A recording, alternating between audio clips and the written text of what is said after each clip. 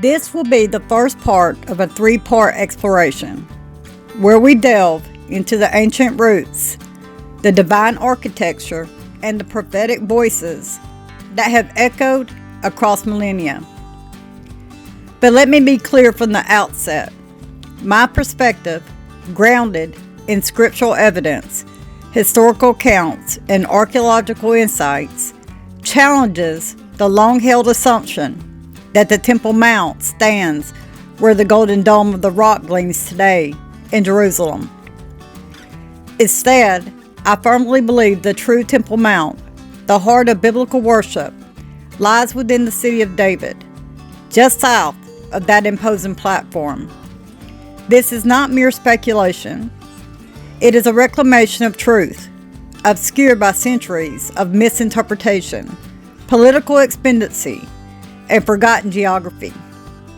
As we proceed, I will lay out the history in intense detail, describe the sacred buildings themselves, and invoke the words of prophets like Jeremiah, all while anchoring our understanding in the city of David as the authentic focus of God's dwelling among His people.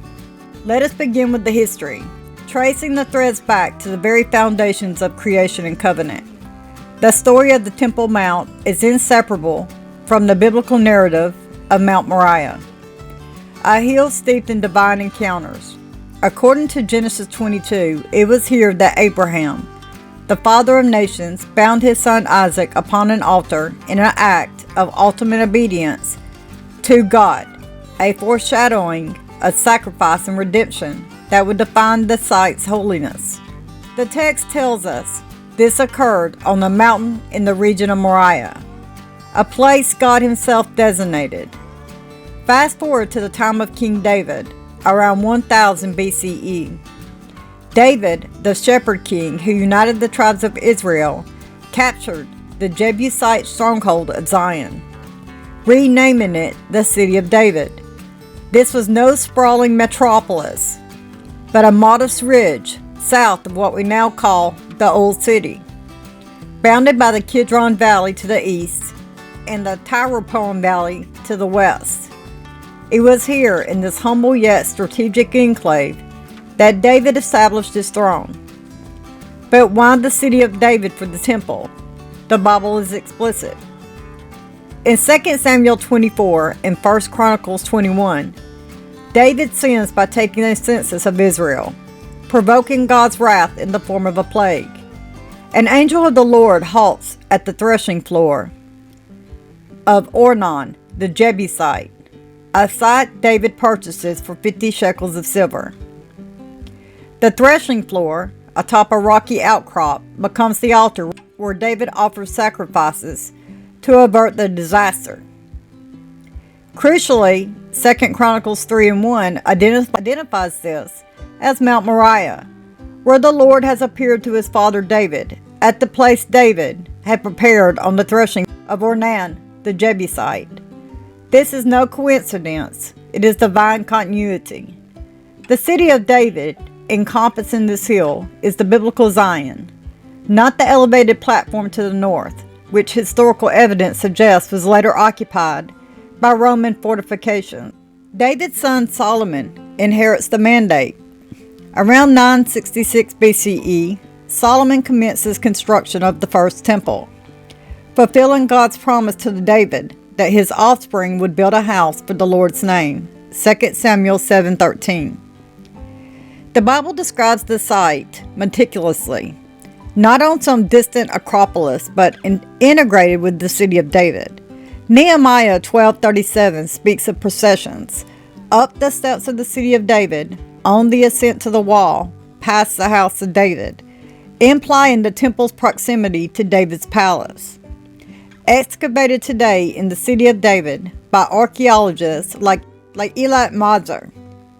Her discoveries, including a large stone structure dated to the 10th century BCE, align with a royal complex abutting the sacred precinct. Moreover, the Gihon Spring, Jerusalem's only perennial water source, bubbles forth in the city of David, a vital element for the temple's rituals.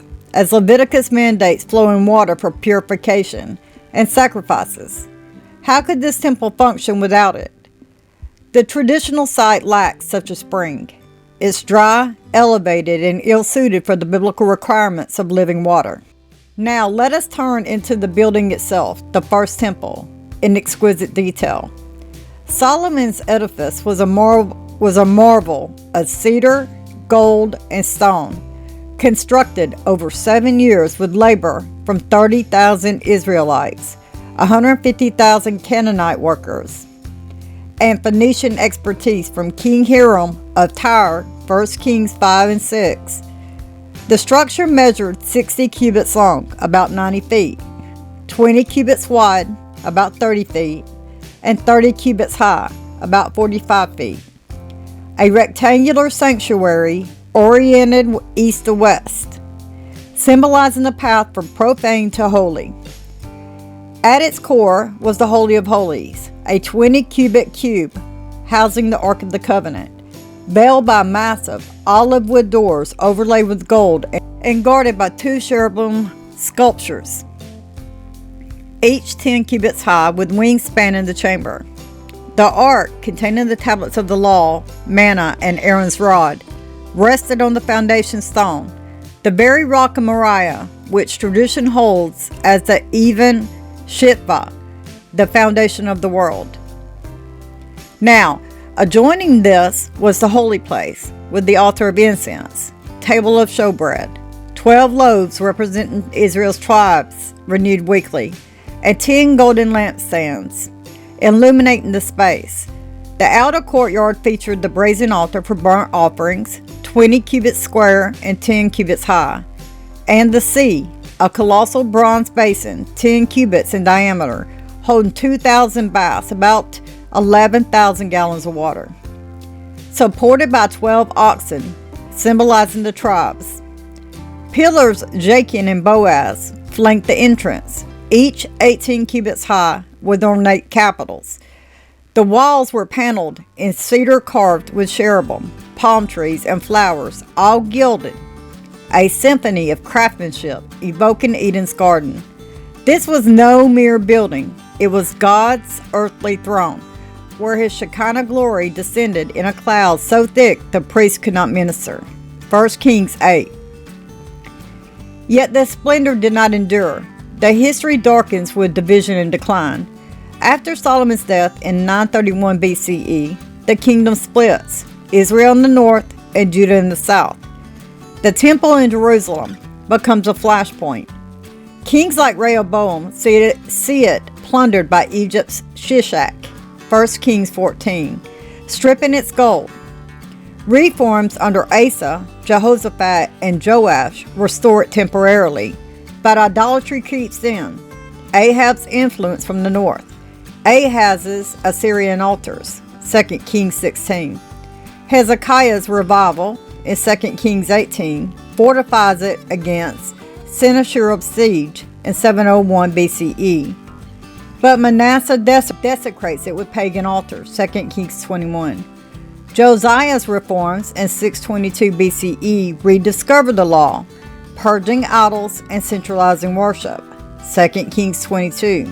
Tragically, this piety is short-lived.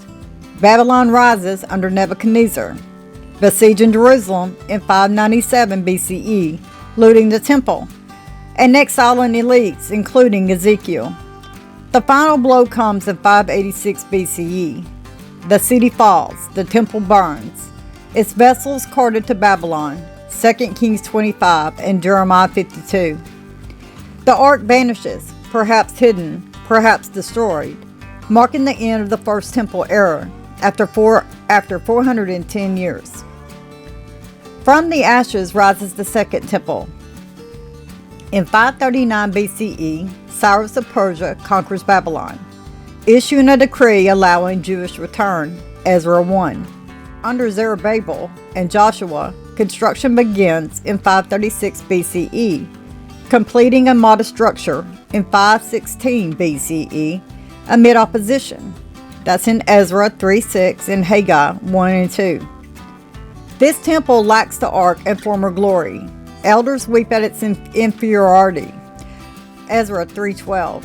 Alexander the Great spares it in 332 BCE, but Antiochus IV desecrates it in 167 BCE, erecting a Zeus altar, the abomination of desolation, in Daniel 11 and Maccabees 1.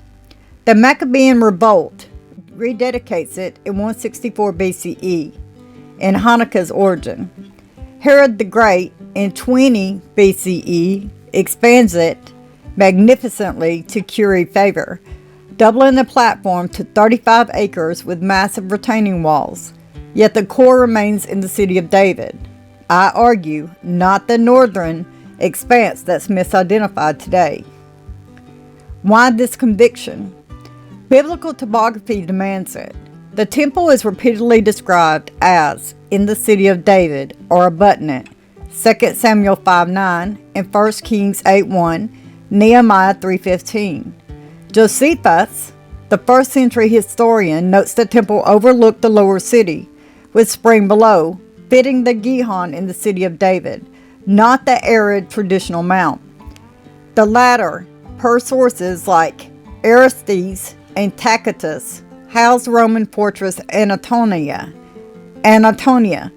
a garrison for 10,000 soldiers, explaining its vast size, 500 by 500 cubits per Mishnah, unsuitable for the temple's biblical dimensions. Archaeology bolsters this. No first or second temple remnants on the traditional mount due to Islamic prohibitions, but City of David digs reveal Hezekiah's tunnel, diverting Gihon for siege, ritual pools, and 10th century structures aligning with Solomon's era. The Ophel mound over Gihon matches the threshing floor's elevation, with water access via shafts for priestly needs. So then enter the prophets whose vision pierced the history. Jeremiah, the weeping prophet, active 626 to 586 BCE, stands as a sentinel at the temple gates. In Jeremiah 7, he thunders against false security. Do not trust in deceptive words, saying, "This is the temple of the Lord." The people, corrupt with idolatry, oppression, and hypocrisy, chant reliance on the building while ignoring justice. Jeremiah foresees its doom. I will do to this house as I did to Shiloh, 7:14, where the tabernacle once stood before Philistine destruction. He sees the temple's fall as judgment for sin, echoing in chapters 26 and 27, where he faces death threats for prophesying ruin. In 52:12-23, the fulfillment, Babylonian captain Nebuchadnezzar raises it, smashing pillars, carting bronze. Yet Jeremiah offers hope, restoration after 70 years. A new covenant written on hearts. His word, uttered at the true site in the city of David, underscore the temple's role not as idol, but conduit for relationship with God. Other prophets amplify this. In Isaiah, active 740 to 681 BCE, calls it the mountain of the Lord's house, a beacon for nations, fitting a site integrated with David's city, not isolated. Ezekiel, exiled in 597 BCE, visions the temple's glory departing, 10 and 11, before destruction. Then a restored edifice with waters flowing from its threshold, symbolizing life from the Gihon like springs. These seers, rooted in the city of David's sacred ground, warn that location matters. The true Temple Mount is where God chose, not where traditions misplaced it. So as we conclude this first part, remember, the history, the building, and the prophets all converge on the city of David as the authentic Temple Mount. The current Jerusalem site, majestic yet misplaced, likely echoes Romans' might, not divine mandate. Rebuilding, when it comes, must honor this truth or risk repeating history's errors. In parts 2 and 3, we'll explore further implications and the path ahead. So thank you, and may the God of Abraham guide our understanding.